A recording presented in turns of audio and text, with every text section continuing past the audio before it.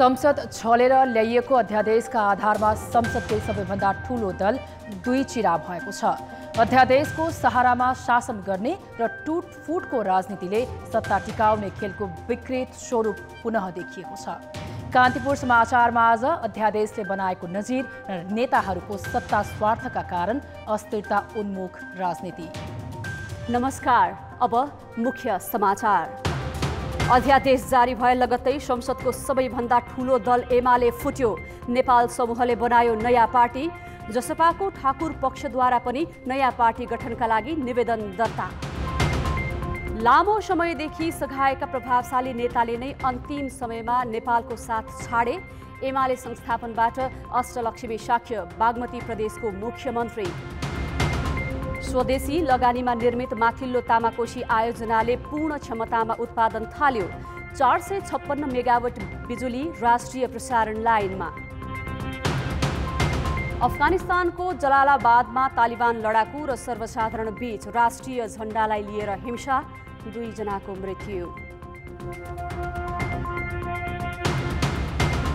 र साफ च्याम्पियनसिपको खेल तालिका सार्वजनिक। उद्घाटन खेलमा नेपालले आयोजक मालदिभ्ससँग प्रतिस्पर्धा गर्ने।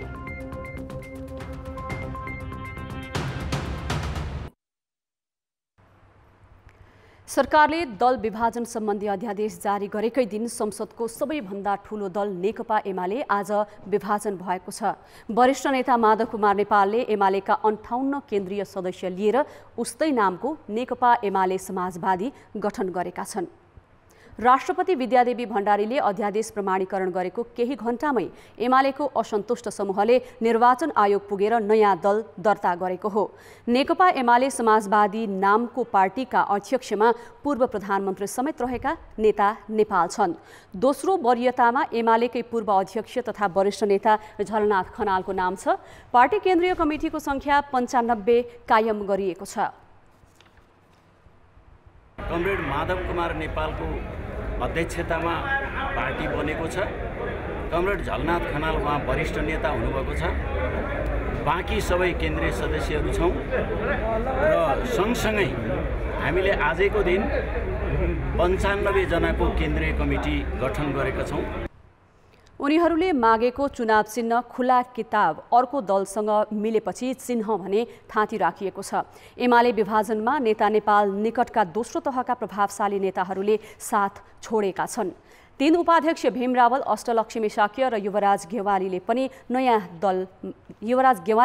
नयाँ दलमा गएनन्। त्यसैगरी सचिवहरू गोकर्ण विष्ट, भीम आचार्य तथा स्थायी समिति सदस्य सुरेन्द्र पाण्डेले समेत नयाँ दल दर्तामा साथ दिएका छैनन्। सबै कुरा होइन, कार्यदल त हामीले एउटा कामको निम्ति साथीहरूलाई जिम्मा दिएका थियौँ होइन। उहाँहरू अहिले हामी कार्यदलमै भएको नाताले पनि भर्खरै यसरी जाने कुरामा अलि अप्ठ्यारो पर्यो। पछि हामी सल्लाह गरौँला, छलफल गरौँला भन्नुभएको छ। हामीलाई लाग्छ पछि हामी सबै एक ठाउँ हुन्छौँ। एमाले टुङ्गेको भन्ने त भन्दिनँ। प्राविधिक हिसाबले नव महाधिवेशनबाट निर्वाचित कमरेड केपी ओलीको केन्द्रीय कमिटीमा अब म रहेन। गेवाली र पाण्डेले नयाँ पार्टी गठनमा आफू सहभागी नहुने कान्तिपुर समाचारलाई जानकारी दिएका छन्। यस्तै उपाध्यक्ष शाक्य त बागमती प्रदेशको मुख्यमन्त्री बन्ने गरी एमाले संसदीय दलका नेता निर्वाचित भइसकेकी छन्। नयाँ पार्टी गठनमा नेपाललाई धेरैजसो तेस्रो तहका केन्द्रीय सदस्य तथा सांसद र जनवर्गीय भ्रातृ संगठनका नेताहरूले मात्र साथ दिएका छन्। संसदका 30 जना सदस्य आफूहरूसँगै रहेको नेता बेदुराम भुसालले जानकारी दिएका छन्। नयाँ दल निर्माणमा नदेखिएका नेता घनश्याम भुसालले आजै एमाले अध्यक्ष केपी शर्मा ओलीसँग भेटेर अझै पनि एकतामा जोड दिनुपर्ने बताएका छन्। अध्यादेशको असर जनता समाजवादी पार्टी जसपामा पनि परेको छ। जसपा विभाजन गर्दै महन्त ठाकुर पक्षले आजै नयाँ दल दर्ता गराएको हो। ठाकुर पक्षले जनता समाजवादी पार्टी नेपाल लोकतान्त्रिक नामबाट नयाँ दल निर्वाचन आयोगमा दर्ता गराएको छ। पार्टीको अध्यक्षमा महन्त ठाकुर छन्। वरिष्ठ नेता राजेन्द्र महतोलाई बनाइएको छ। 15 जना सांसद सहित 24 जनाको कार्यकारिणी समिति छ। चुनाव चिन्ह साइकल राखिएको छ। आज हामी जनता समाजवादी पार्टी नेपालबाट 20% सांसदहरू छुट्टी जनता समाजवादी पार्टी नेपाल लोकतान्त्रिक दर्ता गराउन आएका हौँ। हाम्रो चुनाव चिन्ह साइकल माग गरिएको छ। दल दर्ताका लागि ठाकुरसँगै वरिष्ठ नेता राजेन्द्र महतो, शरद सिंह भण्डारी लगायतका सबै कार्यकारिणी सदस्यहरू निर्वाचन आयोग पुगेका थिए। पार्टी विभाजन भए पनि सरकारले मधेस आन्दोलनका क्रममा थुनामा रहेका नेता कार्यकर्ताको रिहाई लगायतका माग पूरा नगरेसम्म सरकारमा सहभागी हुन नसकिने नयाँ दलका नेताहरूले बताएका छन्। ठाकुर यसअघि जसपाका एक अध्यक्ष थिए, तर आन्तरिक विवाद चर्कदै जाँदा अर्का अध्यक्ष उपेन्द्र यादव पक्षले बहुमत पुर्याएर जसपा आफ्नो पक्षमा लगेपछि ठाकुर समूहलाई हटाइएको थियो। 2077 वैशाखमा तत्कालीन सरकारले दल विभाजन सम्बन्धी अध्यादेश ल्याएपछि राजपा र समाजवादी पार्टी बीच रातारात एकता भएको थियो। नयाँ संविधानले राजनीतिक स्थिरताको बाटो देखाए पनि दलहरू भने सत्ता स्वार्थको दाउपेचकै कारण अध्यादेशबाट मुलुक चलाउन उद्यत भएका छन्। सरकारले राजनीतिक दल सम्बन्धी अध्यादेश जारी गरेकै दिन मंगलबार 2वटा दल फुट्नुले अस्थिरतालाई नै मलजल गर्ने देखिएको छ। यसले राजनीतिक स्थिति बसाल्ने भन्दा पनि बेथितिलाई नै स्थापित गरेको छ। राजनीतिक दल सम्बन्धी ऐनमा रहेको दल विभाजनका लागि केन्द्रीय सदस्य र संसदीय दल दुवैतर्फ आवश्यक पर्ने 40% आफूले चाहे जसरी पार्टी फुटाउन नसकिने देखेपछि सरकारले अध्यादेश मार्फत 2 मध्ये 1मा त्यो पनि जम्मा 20% भए पुग्ने व्यवस्था गर्यो। यसले नेताहरूको स्वार्थ अनुसार दललाई फुटाएर छिन्न भिन्न पार्न सकिने बनाएको छ। अध्यादेशले प्रदेश र स्थानीय तहका जनप्रतिनिधिलाई 21 दिनभित्र दल रोज्न पाउने गरी नयाँ पार्टीमा रहेर पनि जनप्रतिनिधिको पद कायमै राखिदिन खोजेको छ। किनभने त्यसरी पार्टी रोज्दा दल त्याग गरेको नमानिने व्यवस्था अध्यादेशले गरेको छ। नयाँ दलको हकमा थ्रेसहोल्ड समेत हटाइएको छ। यसअघि प्रतिनिधि सभाको निर्वाचनमा समानुपातिक निर्वाचन प्रणालीतर्फ कम्तीमा 3% मत र पहिलो हुने निर्वाचित हुने निर्वाचन प्रणालीतर्फ 1 सिट प्राप्त गर्ने दलले मात्र राष्ट्रिय दलको रूपमा मान्यता दिइने व्यवस्था थियो। तर अध्यादेशले नयाँ दल गठन गरेमा त्यस्तो दलले समानुपातिक तर्फको त्यस्तो प्रतिशत पूरा गर्न आवश्यक नपर्ने व्यवस्था गरेको छ। यस्तै उपनिर्वाचनका लागि छुट्टै दल दर्ता समेत गर्न पर्ने छैन। सरकार अध्यादेश मार्फत आफ्नो सत्ता जोगाउन कसरी दलहरूलाई सहयात्री बनाउने र आवश्यक सांसद पुर्याउने भन्नेमा केन्द्रित देखिन्छ, जुन संवैधानिक मूल्य, मान्यता र लोकतान्त्रिक पद्धतिमाथिको ठाडो प्रहार हो। अध्यादेश ल्याउँदाखेरि हेर्नुपर्ने विषयवस्तु के हो भने राष्ट्रिय हित हो। र यसको अभ्यास भन्नु अहिले भर्खरै यसको कतातिर जान्छ भन्दाखेरि यो त स्वार्थतिर गयो, मुलुकको बृहत्तर स्वार्थतिर गएन कि र कुनै राजनीतिक दलको र राजनीतिक दलभित्रका समूहहरूको स्वार्थमा गयो। त्यसो त अघिल्ला प्रधानमन्त्री केपी शर्मा ओलीले 2077 वैशाखमा सत्ता स्वार्थसँगै जोडेर दल विभाजन सम्बन्धी अध्यादेश ल्याउँदा अहिले गठबन्धनमा सामेल दल र नेताहरूले चर्को विरोध गरेका थिए। तर आफू सत्तामा पुगेपछि त्यही प्रवृत्ति दोहोर्याउनुले अध्यादेश नै नजिर बन्ने र कानुनी राजलाई विस्थापित गर्ने खतरा छ। संविधान र कानुनमा हामीले परिकल्पना के गरेका थियौँ भन्दाखेरि भने नेपालमा दलहरू शक्तिशाली हुनेछन्, दलहरू प्रतिस्पर्धात्मक हुनेछन् र प्रतिस्पर्धाबाट चाहिँ दलहरूले यो देशको शासन व्यवस्था सञ्चालन गर्नेछन् भन्ने कुरा जुन थियो त्यसलाई छोडेर अब स्वार्थ केन्द्रित हुने भयो। एउटा सानो स्वार्थमा पनि दल फुटाउने र एकले अर्कालाई प्रयोग गर्ने। नयाँ संविधान निर्माणपछि दल विभाजन रोक्ने र राजनीतिक स्थिरता कायम गर्ने उद्देश्यले कानुनमै कडा प्रावधान राखिएको थियो। तर कानुनी संरचनालाई नै लत्याएर अध्यादेश मार्फत आफू खुसी गर्दा संसदीय अङ्कगणितको दाउपेच पूरा भए पनि यसले राजनीतिक अस्थिरता बढ्दै जाने र सत्ता जोगाउनकै लागि जे पनि गर्ने प्रवृत्ति स्थापित हुने जोखिम बढाउँछ। कान्तिपुर समाचारका लागि क्यामेरामा रूपक कोइरालाका साथ पर्वतराज घिमिरे र दीपक आचार्य, काठमाडौँ।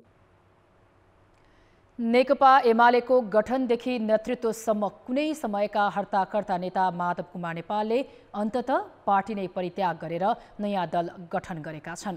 झण्डै 50 वर्षसम्म राजनीतिक उतार चढावमा सँगै रहेका एमाले अध्यक्ष केपी शर्मा ओलीसँगको टकरावका कारण नेता नेपाल एमालेको मूलधारबाटै अलगिएका हुन्। नेकपा एमाले बनाउँदा होस् वा तत्कालीन महासचिव मदन भण्डारीको निधनपछि पार्टीको नेतृत्व गर्दा सबैभन्दा प्रभावशाली नेता हुन् माधव कुमार नेपाल। तर उनै नेता नेपालले मङ्गलबार एमाले नै छाडेर नयाँ दल बनाएका छन्। नेता नेपालले झण्डै 15 वर्ष महासचिवका रूपमा नेतृत्व गरेर निर्माण गरेको एमाले छोड्नुको मुख्य कारण अध्यक्ष केपी शर्मा ओलीसँगको टकराव हो। त्यही कारणले नेता नेपालले ओलीसँगको झण्डै 5 दशकको सहयात्रामा समेत पूर्णविराम लगाएका छन्। विगतमा एमालेका निकै ठूला उतार चढावका रूपमा मानिने 9 महिने शासनकाल, महाकाली सन्धि र 2054मा पार्टी विभाजन हुँदा उनीहरू सँगै थिए। पार्टी नेतृत्व लिन भएका प्रतिस्पर्धादेखि एकले अर्कालाई नेतृत्वमा पुर्याउन पनि उनीहरू बीच सहकार्य हुँदै आएको थियो। तर 9औं महाधिवेशन यता उनीहरू बीच बढ्दो दूरी तिक्ततामा परिणत मात्रै भएन, एकले अर्कालाई सहनै नसक्ने तहसम्म पुग्यो। 9औं महाधिवेशनमा अध्यक्षमा नेता नेपाललाई 45 मतले पराजित गर्दै अध्यक्ष बनेका ओलीको पेलाइ बढ्दै गयो। उनले नेपाल सहित उनी निकटका नेताहरूलाई जिम्मेवारीबाट पाखा मात्र लगाएनन्, किनारामै पुर्याउने काम गरे। नेपालले पनि आफूलाई पराजित ठानेनन्। 2075 साल फागुन 3 गते पार्टी एकता भई नेकपा बनेपछि भने किनारामा धकेलिएको नेपाल र पुष्पकमल दाहाल बीच सहकार्य हुने स्थिति बन्यो। अनि ओलीले पार्टी र सरकारमा एकलौटी गरेको भन्दै नेताद्वय एक ठाउँमा उभिए। नेपाल र दाहालले ओलीलाई पार्टीको अध्यक्षदेखि साधारण सदस्यबाट समेत हटाए। त्यही विवाद चर्कँदा सर्वोच्च अदालतले एमाले र माओवादी केन्द्रलाई पुरानै ठाउँमा फर्काइदिएपछि भने नेपाल फेरि एमाले भित्र कमजोर बने। अध्यक्ष ओलीले एक पक्षीय निर्णय गर्दै नेपाल पक्षका नेताहरूलाई जिम्मेवारी विहीन नै बनाए। त्यसको बदलामा नेपाल विपक्षी गठबन्धनमा सहभागी भए र ओलीलाई सत्ताबाट हटाएर बालकोट फर्कन बाध्य पारे। दुई नेताको त्यही शक्ति टकरावले संसदीय राजनीतिमा मजबुत र सशक्त संरचना भएको दल एमाले अन्ततः दुई चिरा भयो र 50 वर्षदेखिको नेपाल ओलीको सम्बन्ध पनि तत्कालका लागि टुट्यो। यसले नेपाली राजनीतिमा कस्तो प्रभाव पर्छ त्यो भने बिस्तारै देखिँदै जानेछ। कान्तिपुर समाचारका लागि दशरथ राई र बाबुराम तिमल सिन्हा, काठमाडौँ। नेकपा एमाले उपाध्यक्ष अष्टलक्ष्मी शाक्य बागमती प्रदेश संसदीय दलको नेता चयन भएकी छन्। शाक्यलाई पराजित गर्दै 3 वर्ष दलको नेता र मुख्यमन्त्री बनेका डोरमणि पौडेलले राजीनामा गरेपछि उनी मुख्यमन्त्री बन्ने बाटो खुलेको हो। माधव नेपाल समूहले नयाँ पार्टी दर्ता गरेकै दिन यही समूहकी वरिष्ठ नेत्री शाक्यले केपी शर्मा ओली पक्षको सहयोगमा मुख्यमन्त्री बन्ने बाटो रोजेकी हुन्। आज राति 9 बजे शाक्यलाई मुख्यमन्त्रीको शपथ गराउने प्रदेश प्रमुख कार्यालयको तयारी छ। मुख्यमन्त्री समेत रहेका डोरमणि पौडेलले राजीनामा गरेपछि नेत्री अष्टलक्ष्मी शाक्य सर्वसम्मत दलको नेता चयन भएकी हुन्। बुधबारको संसदीय दलको बैठकले शाक्यलाई मुख्यमन्त्री बनाउने गरी दलको नेता चयन गरेको हो। बहुमत प्राप्त पार्टीको संसदीय दलको नेता मुख्यमन्त्री हुने संवैधानिक व्यवस्था छ। यही व्यवस्थाले शाक्य अब बागमती प्रदेशको मुख्यमन्त्री बन्ने निश्चित छ। तत्कालीन वाम गठबन्धनले बहुमत पाएपछि बागमती प्रदेशमा संसदीय दलको नेताका लागि भएको प्रतिस्पर्धामा पौडेलसँग शाक्य पराजित भएकी हुन्। अहिले उनै शाक्यलाई पौडेलले दलको नेतासहित मुख्यमन्त्री बन्ने बाटो खुला गरिदिएका छन्। उहाँ र म पहिले पनि चुनावमा लडेको, त्यसमा मैले विजय प्राप्त गरेको, उहाँ पराजित भएको। त्यो बिचमा हाम्रा केही असमझदारीहरू केही बढे पनि कुनै बेला, तर पनि हामीले त्यसलाई सबै कुरा बिर्सेर व्यक्ति पद प्रतिष्ठा भन्दा पनि पार्टी ठुलो हो र पार्टीले नै हामीलाई यहाँ पुर्याएको हो। पार्टीका हितका निमित्त हामीले सबै गर्नुपर्छ भन्ने हिसाबले मतलब त्यो जिम्मेवारीबाट मैले त्यहाँ हटेको। यसमा कसैको केही पनि छैन, कसैको दबावबाट पनि होइन, प्रेसरबाट पनि होइन। पहिला नेकपा र पछि एमाले भित्रैको विवादले बागमती प्रदेशमा राजनीतिक किचलो थियो, जसका कारण सरकारका नीति कार्यक्रम र बजेट पारित गराउन समेत सकस भयो। चरम गुटगत राजनीति चलेकै बेला चालु आर्थिक वर्षको बजेट र नीति कार्यक्रम पारित गराउन शाक्यले मुख्यमन्त्री पौडेललाई सहयोग गरेकी थिइन्। रोचक पक्ष त के भने माधव नेपाल समूह नयाँ दल दर्ताका लागि निर्वाचन आयोगमा पुगेकै दिन शाक्यले आफ्नै समूह छाडेर मुख्यमन्त्री बन्ने बाटो तय गरेकी छिन्। शाक्य लगायतका नेतालाई ओली समूहले पाखा लगाएको भन्दै तत्कालीन नेकपामा दाहाल नेपाल समूह र ओली बीच टकराव बढेको थियो। नेता नेपालको साथमा हुँदा संस्थापन पक्षको चर्को विरोध गरेर पार्टी विभाजनको तहसम्म पुर्याउन योगदान पुर्याएकी शाक्यले अन्तिममा किन ओली पक्षलाई नै रोजिन् त? नेकपा एमालेभित्र ओली र नेपालसँगको आन्तरिक द्वन्द्व बढ्नुको कारण तपाईँलाई बागमती प्रदेशमा मुख्यमन्त्रीको जिम्मेवारी नदिएको पनि हो। अहिले पार्टी विभाजनतिर पुग्न लाग्दा तपाईँ चाहिँ एकाएक मुख्यमन्त्री बन्नुभयो। अब मेरो प्रयास भनेको विभाजन चाहिँ हुनु हुँदैन र यो यसमा चाहिँ अलिकति भए पनि चाहिँ उहाँले चाहिँ यसबाट चाहिँ अब उहाँलाई पनि अलिकति सन्देश चाहिँ पुगोस् भन्ने कुराहरू हो। तर अब म विभाजन रोकिहाल्छ भन्ने कुरा चाहिँ मलाई लाग्दैन, किन एकदम तयारीका अन्तिम चरणमा पुगिसकेको अवस्था छ। तर आज त्यस्तो अवस्थामा पुगे पनि फेरि चाहिँ लामो समय लाग्दैन, फेरि दुईटा पार्टी मिलेर अगाडि बढ्ने स्थिति आउँछ र यो बागमती सन्देशको जोड हो र एकतालाई चाहिँ बलियो बनाउने जोड हो र विभाजन होइन, एक फेरि पनि मिलेरै जानुपर्छ भन्ने कुरा हो। शाक्य लगायतका नेताकै कारण एमालेको विवाद पार्टी विभाजनको तहमा पुगेको हो। अहिले तिनै शाक्यले पार्टी एकता जोगाउने नाममा मुख्यमन्त्री रोजेपछि नेपाल पक्षलाई धक्का लागेको छ। बागमती प्रदेशमा एमाले नेता अष्टलक्ष्मी शाक्यलाई मुख्यमन्त्री बन्न नदिँदा नेकपा एमालेभित्र आन्तरिक विवाद चुलिँदै गयो। त्यो विवाद चुलिँदै जाँदा अहिले पार्टी विभाजनको दिशातिर गइसकेको छ। तर यतिखेर ओली समूहले अष्टलक्ष्मी शाक्यलाई मुख्यमन्त्री बनाउन तयार भएको छ। तर पनि एमाले भित्रको विभाजन रोकिने अवस्था छैन। सायद यसअघि नै मुख्यमन्त्रीमा अष्टलक्ष्मी शाक्यलाई नेतृत्व गर्ने अवसर दिएको भए पार्टी विभाजन हुँदैन थियो कि। कान्तिपुर समाचारका लागि बालकृष्ण अधिकारी, बागमती प्रदेश, हेटौडा। अब बाँकी समाचार। अफगानिस्तानलाई विद्रोही तालिबानले कब्जामा लिएपछि विभिन्न मुलुकले आफ्ना नागरिक तथा कर्मचारीको उद्धार गरिरहेका छन्। तर नेपालीको यकिन विवरण सरकारसँग नहुँदा उद्धारमा कठिनाई भएको छ।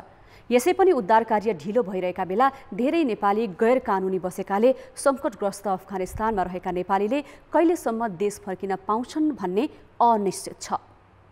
अफगानिस्तान स्थित विभिन्न दूतावास तथा कूटनीतिक नियोग र राष्ट्रसङ्घमा सुरक्षाकर्मी तथा अन्य सहयोगीका रूपमा कार्यरत केही नेपालीको उद्धार भएको छ। हालसम्म बेलायती र अमेरिकी दूतावासको सहयोगमा अफगानिस्तानमा रहेका 427 जना नेपालीको सकुशल उद्धार भइसकेको छ। तीमध्ये 61 जना बिहान 9:30 बजे नेपाल आएका हुन्। उनीहरूलाई विद्रोहीले सत्ता कब्जा गर्नु अघिका 3-4 घण्टामै उद्धार गरी दुबई लगिएको र त्यसपछि बेलायत पुर्याएर चार्टर्ड उडान मार्फत आज बिहान नेपाल ल्याइएको हो।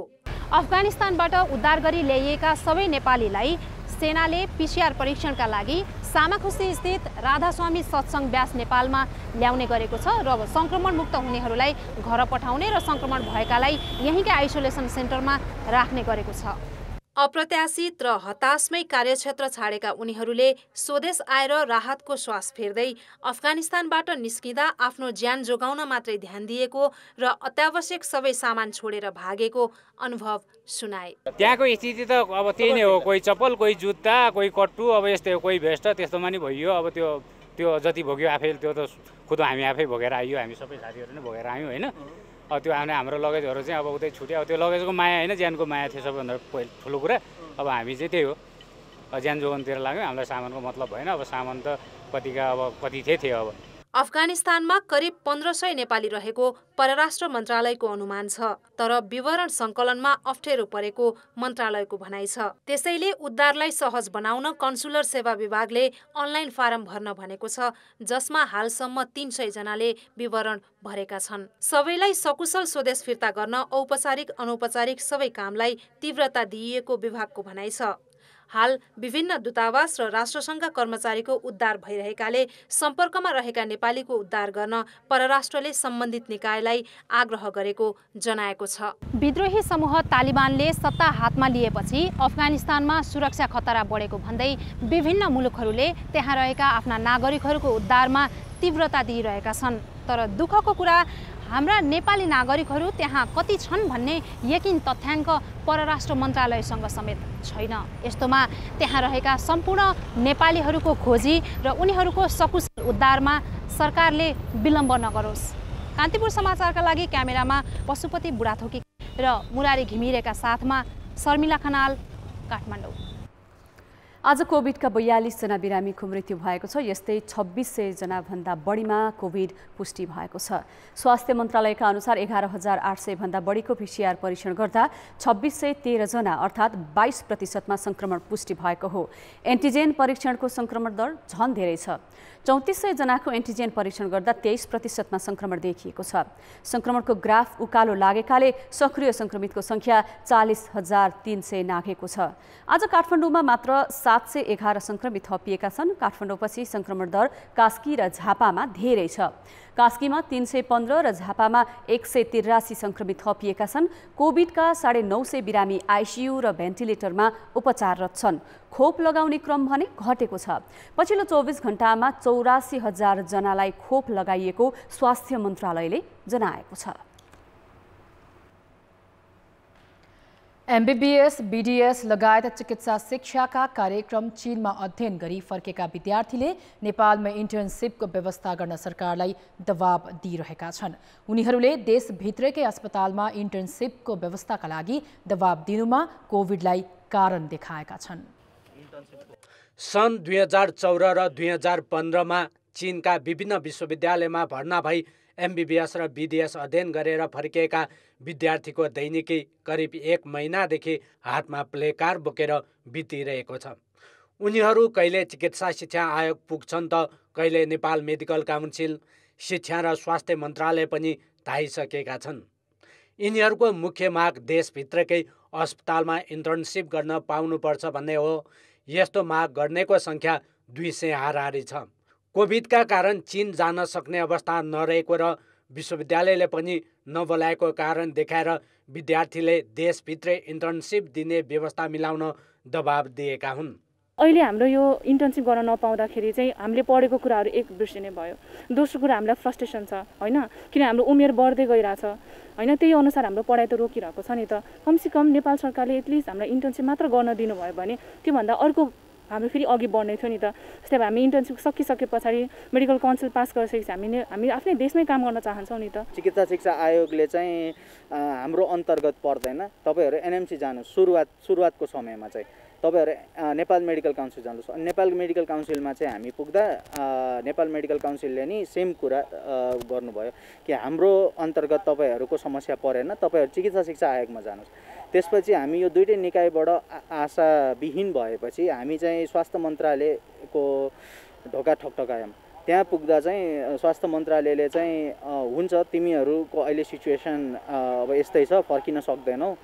सामान्यतया जुन देशका विश्वविद्यालयमा पढेको हो त्यही देशका अस्पतालमा इन्टर्नसिप गर्नुपर्छ। इन्टर्नसिप पुरा नगरी प्रमाणपत्र पाइँदैन। विद्यार्थीले आफ्नो करियर नै धरापमा परेको भनेर हारगुहार गरिरहे पनि काउन्सिल र आयोग आफ्नो क्षेत्राधिकारमा नपर्ने भन्दै एकले अर्कोलाई देखाएर पन्छिँदै आएका छन्। मेडिकल काउन्सिलको स्वीकृति बिना विद्यार्थीले इन्टर्नसिप गर्न पाउँदैनन्। तर उसले यस विषयमा निर्णय लिन आयोगलाई पत्र पठाएको छ। उहाँहरू त 5th इयर अथवा 4th इयरमा पढ्दै हुनुहुन्थ्यो। उहाँहरू पढ्दै यहाँ आइसकेपछि अब उहाँहरूको पढाइ पुरा हुने दुईटा तरिका देखियो। एउटा तरिका भनेको पढाइ पुरा नभएको हो कि अथवा उहाँहरू नेपालै बसेर अनलाइनबाट पुरा गरेको, यो दुईटा विषय हो। यसको पनि अलिकति छानबिन र मान्यताको विषय आएको हुनाले यसलाई आयोगले छानबिन गरोस् भनेर हामीले उहाँहरूले गरेको अनुरोधलाई निवेदन सहित हामीले सोधी पठाएका छौँ।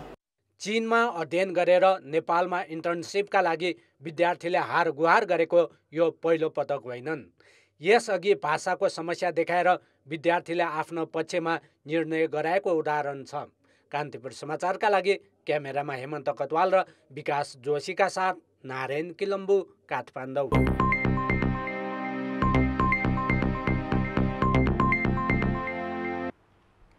स्वदेशी लगानीमा निर्माण भएको माथिल्लो तामाकोशी जलविद्युत आयोजनाले पूर्ण क्षमतामा उत्पादन थालेको छ।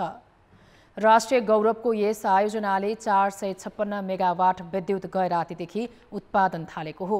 मंगलबार रातिदेखि आयोजनाको सबै 6वटै युनिटबाट 456 मेगावाट विद्युत उत्पादन सुरु भएको आयोजनाका प्रमुख कार्यकारी अधिकृत विज्ञान प्रसाद श्रेष्ठले बताए। उनका अनुसार हाल 4वटा युनिटबाट 304 मेगावाट विद्युत व्यावसायिक रूपमा प्रसारण लाइनमा गएको छ। बाँकी 2 युनिटबाट 152 मेगावाट विद्युत प्रसारण लाइनमा प्रवाह भए पनि भदौ दोस्रो साताबाट मात्र व्यावसायिक रूपमा गणना हुनेछ। आयोजनामा 6वटा युनिट रहेका छन्। प्रत्येक युनिटबाट 76 मेगावाट विद्युत उत्पादन हुन्छ। निर्माण सुरु भएको 11 वर्षपछि तामाकोसी आयोजनाले उत्पादन थालेको हो।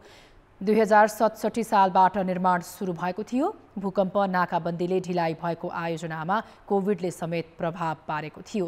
आयोजनाले बिजुली बिक्रीबाट वार्षिक 9 अर्ब रुपैयाँ आम्दानी गर्नेछ। 35 अर्ब 33 करोडमा निर्माण सुरु लागत अनुमान गरिए पनि बढेर 85 अर्ब पुग्ने देखिएको छ। शेयर बजार मापन गर्ने नेप्से परिसूचक अहिलेसम्मकै उच्च अङ्कमा पुगेको छ। यस्तै बजारमा आज अहिलेसम्मकै दोस्रो ठूलो कारोबार भएको छ। आज 3 करोड 65 लाख 9 हजार किता शेयर 21 अर्ब 31 करोड 34 लाख रुपैयाँमा किनबेच भएको छ। यसअघि साउन 31 मा 21 अर्ब 64 करोड रुपैयाँको कारोबार भएको थियो। आज धेरै कारोबार हुने कम्पनीको सूचीमा नेशनल हाइड्रो पावर छ। यो कम्पनीको 78 करोड 86 लाख रुपैयाँको शेयर किनबेच भएको हो। बजार मापन गर्ने परिसूचक 38 अङ्कले बढेर 3198 अङ्कमा पुगेको छ। व्यापार र सामूहिक लगानी कोष बाहेकका 11वटा समूहले परिसूचक बढाएका हुन्। विकास बैंक समूहको परिसूचक सबैभन्दा धेरै 5.5%ले बढेको छ। यस्तै वित्त समूहको परिसूचक पनि करिब 5%ले उकालो लागेको छ। आज 118 कम्पनीका लगानीकर्ताले कमाएका छन् भने 62 कम्पनीका लगानीकर्ताले गुमाएका छन्। अब जनमतको अन्तिम परिणाम। जनमतमा हिजो हाम्रो प्रश्न थियो, संसद अधिवेशन अन्त्य गरी पार्टी फुटाउन सजिलो हुने अध्यादेश ल्याउनुलाई तपाईँ के भन्नुहुन्छ? ए सत्ता टिकाउने बाध्यता, बी असंसदीय अभ्यास र सी अस्थिरतालाई निम्तो। जनमतको अन्तिम परिणाम यस्तो छ। ए सत्ता टिकाउने बाध्यतामा 46%, बी असंसदीय अभ्यासमा 20% र सी अस्थिरतालाई निम्तोमा 34% मत प्राप्त भएको छ। अब आजको प्रश्न। जनमत राजनीतिक स्थायित्वका लागि संविधानले गरेको परिकल्पना विपरीत दलहरू विभाजित हुनुलाई के भन्ने? ए संविधानकै अवमूल्यन, बी अस्थिरताको पुनरावृत्ति र सी गतिरोधको निकास। अब जनमतको अन्तिम परिणाम भोलि बेलुकी 8 बजेको कान्तिपुर समाचारमा प्रसारण गर्नेछौँ। कृपया 34001 मा SMS गरी आफ्नो मत व्यक्त गर्नुहोला। अब जनताको आवाज। हामीले पाल्पामा सोधेका छौँ, खेतीयोग्य जमिन मासेर जथाभावी भइरहेको प्लटिङ रोक्न के गर्नु पर्ला? जनताको आवाज। जनताहरूसँगै बसेर छलफल गरी खण्डीकरणले पर्ने यसको प्रभाव, नकारात्मक प्रभावहरू र खण्डीकरणलाई हामीले रोक्न सक्यो भने त्यसले के हामीलाई राम्रो खालको प्रभाव दिन्छ अथवा राम्रो हामी गर्न सक्छौँ भन्ने कुरामा उहाँहरूसँग छलफल गरेर लैजाँदाखेरि साँच्चै नै यो खण्डीकरणलाई रोक्न सक्छौँ। हामी छुट्या छौँ, त्यहाँ चाहिँ घडेर छुट्याउनु छ, बाटोहरू छुट्याउनु पर्ने भएको छ भनेर त्यो ढाँटेर छलेर गरेका कुराहरूले गर्दाखेरिमा अलिकति चाहिँ अवस्था कृषिपट्टिको क्षेत्रलाई चाहिँ अलिकति नाजुक अवस्था बनाएको अवस्था छ। खेतीयोग्य जमिनहरूलाई चाहिँ एउटा फर्म बेसमा लगेर अथवा चाहिँ एउटा चाहिँ एकीकृत रूपमा चाहिँ यस जग्गाहरूलाई चाहिँ एउटा व्यावसायिक खेती प्रणालीमा लगेर गर्न सकियो भने चाहिँ अत्यन्तै राम्रो हुन्छ। सरकारबाटै नियमहरू जानुपर्छ। कृषि प्रधान देश भएको हुनाले कृषिलाई अझै प्राथमिकता दिएर अझै ठुलो र राम्रो मार्केट दिने भने यो खण्डीकरण रोकिन सक्ने चान्सेस धेरै छ। प्लटिङ गर्न मिल्छ, त्यस्ता खालका जग्गामा प्लटिङ गरियोस् र सकेसम्म धान रोप्ने, तरकारी खेती गर्नेहरू जग्गाहरू नमासियोस्। स्थानीय तत्त्वहरूले पनि एउटा योजना बनाएर कहाँ बस्ती बसाल्ने हो र कहाँ खेतीयोग्य जमिनलाई चाहिँ प्रोत्साहन गर्ने हो, त्यो खालको एउटा एकीकृत बस्ती विकासको योजनालाई अघि बढाउन सक्यो भने यो घरघडेरीहरू जहाँ पायो त्यहाँ प्लटिङहरू चाहिँ रोकिन्छ।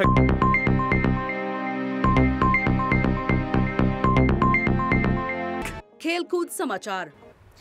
नमस्कार, कान्तिपुर खेलकुद समाचारमा स्वागत छ। साफ च्याम्पियनसिपको उद्घाटन खेलमा नेपाली राष्ट्रिय फुटबल टिमले साबिक विजेता मालदिवसँग प्रतिस्पर्धा गर्ने भएको छ। दक्षिण एसियाली फुटबल महासङ्घले आज सार्वजनिक गरेको साफ च्याम्पियनसिपको खेल तालिका अनुसार नेपालले आयोजक मालदिवसँग अक्टोबर 1 मा खेल्नेछ। नेपालले आफ्नो दोस्रो खेलमा श्रीलङ्कासँग प्रतिस्पर्धा गर्नेछ।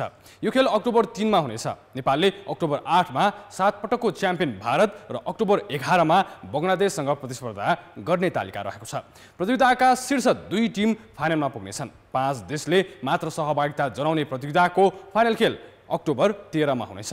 नेपाल अहिलेसम्म साफ च्याम्पियनसिपको फाइनलमा पुगेको छैन। साफ च्याम्पियनसिपको तयारी स्वरूप राष्ट्रिय फुटबल टिम अहिले पोखरामा बन्द प्रशिक्षणमा छ। नेपाली राष्ट्रिय क्रिकेट टिम 1.5 वर्षपछि एकदिवसीय अन्तर्राष्ट्रिय क्रिकेटमा फर्कदैछ। विश्वकप लिग 2 अन्तर्गत ओमान र अमेरिका सम्मिलित त्रिकोणात्मक सिरिज खेल्न लागेको नेपालको तयारीमा मौसम बाधक बनिरहेको छ। पूर्व कप्तान पारस खड्काको सन्यासपछिको पहिलो टुरमा नेपालको प्रदर्शन कस्तो हुन्छ भन्ने चासो समर्थकमा छ। यो त्रिकोणात्मक सिरिजमा प्रशिक्षक डेभ वार्डमरको पनि वास्तविक परीक्षण हुनेछ।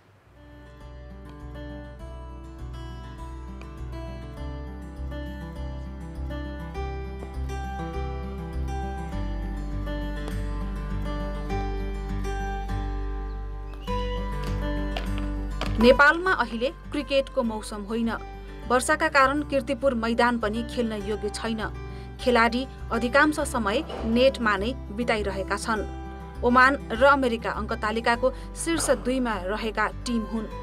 बलिया टोली विरुद्धको खेलका लागि नेपाली टिम तयार छ त? अहिले भन्नुपर्दाखेरि हामी छैनौँ नै भन्नुपर्छ। हामी मोर अब इन्टु अब सानो नेट्समा मात्र अब सीमित भइरहेछौँ। अब अलिकति कतिपछि हामी 50 ओभर्सको म्याचेसहरू खेलिरहेछौँ इन्टरनेसनली पनि होइन। अब रिसेन्टली पनि अब हामी त्यति 50 ओभर म्याचेसहरू खेलिरहेको छैनौँ। सो म्याचेसहरू खेल्न नपाउँदाखेरि चाहिँ अलिकति त्यो म्याच मोडमा चाहिँ अझ आइसकेको छैन। अल्दो अब त्यो स्किल्सको कुरा र फिटनेसको कुरामा चाहिँ अप टु द मार्क अलि हुने कोसिसमा छौँ होइन। 1.5 वर्ष अघि नेपालले घरेलु मैदानमा ओमान र अमेरिकासँग खेल्दै लिग 2 मा डेब्यु गरेको हो। त्यसबेला ओमानसँग दुवै खेल हारेको नेपालले अमेरिकालाई पराजित गरेको थियो। अहिलेको ओमान र अमेरिका टिम कस्तो छ? नेपालले यो सिरिजबाट के अपेक्षा गरेको छ त? ओमानमा अब हामी अब देख्न सक्छौँ वर्ल्ड कप पनि भइरहेछ भनेपछि उनीहरूले क्रिकेटलाई कति अगाडिसम्म बढाइरहेको छ भन्ने कुरा हो। जसले गर्दा जब प्लेयरले इक्वली अपर्च्युनिटी पनि पाइरहेछ। युएसएको कुरा गर्नुपर्दा उनीहरू माइनर लिगहरू अरू लिगहरूमा व्यस्त छन् र अब त्यसमा पनि झन् उनीहरू चाहिँ अब नयाँ प्लेयर्सहरू थपिने क्रमहरू छ जुन चाहिँ अब पहिल्यै नै सिजन प्लेयरहरू होइन। पहिल्यै कोही भनौँ टेस्ट नेसनबाट रिप्रेजेन्ट गरिसकेकाहरू त्यस्तो आउने क्रमहरूमा पनि छ। हामीले त्यो एक्सपिरियन्सलाई चाहिँ अहिले नै म्याचअप अहिले नै क्याचअप गर्नुपर्ने चाहिँ जुन एउटा भनौँ न एउटा चुनौती छ। Well, you can expect a team that's going to try really hard. Nobody can guarantee any results, win or lose. But I think what we can expect is a committed group of players who will work really hard for Nepal. Dav वाटमोरले टिमको नेतृत्व सम्हालेपछि नेपालले league 2 को पहिलो series खेल्दैछ। वाटमोरले Oman भ्रमणलाई आफ्नो परीक्षणका रूपमा व्याख्या गरेका छन्। पारस खड्का बिनाको नेपाली टिम कसरी अगाडि बढ्छ भन्ने आम समर्थकको जिज्ञासा पनि छ। यो सिजन कोभिडका कारण विभिन्न विदेशी फ्रेन्चाइज लिग गुमाएका सन्दीप लामिछानेले पारसका लागि लिग 2 का खेल जित्न चाहेको बताए। Yeah, it's a test for me as well. You know, it's an opportunity to be tested, and I was waiting for this. It's not going to be easy, as I said, given the preparation period that we have. But we are confident of showing what we can do. Extremely important to get some points to qualify for the 50 over World Cup. As well as to improve rankings, hopefully. आउने समयमा कहीँ न कहीँ केही हदसम्म चाहिँ कमी महसुस हुनेछ र तर इट्स अ साइकल होइन। अब सबै कुराले त्यो कुराहरू बिर्सेर अब अगाडि बढ्नुपर्ने छ होइन। अब भोलि गएर हामी सबैजना रिटायर हुन्छौँ होइन। सो अब त्यो स्टेप बाई स्टेप मुभमेन्टहरूलाई चाहिँ अगाडि बढ्दै जाने एकदम जरुरी छ र definitely we definitely want to dedicate something to him होइन यो टुर्नामेन्टबाट पनि। ओमान सिरिज भदौ अन्तिम साताबाट सुरु हुने तालिका छ। त्यसअघि नेपालले ओमानमै पपुवा न्युगिनीसँग 2 एकदिवसीय अन्तर्राष्ट्रिय खेल खेल्नेछ। कान्तिपुर समाचारका लागि क्यामेरामा हेमन्त कटुवालका साथ खेलकुद ब्युरोको रिपोर्ट। कान्तिपुर खेलकुद समाचार अहिलेलाई यति नै। अब मौसम सम्बन्धी जानकारी।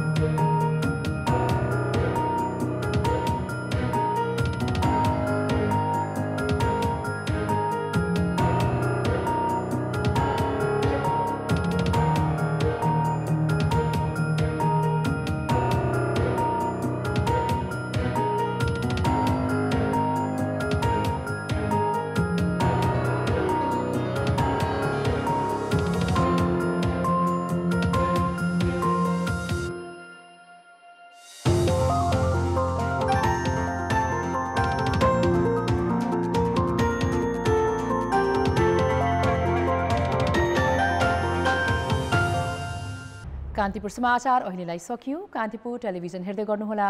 नमस्कार।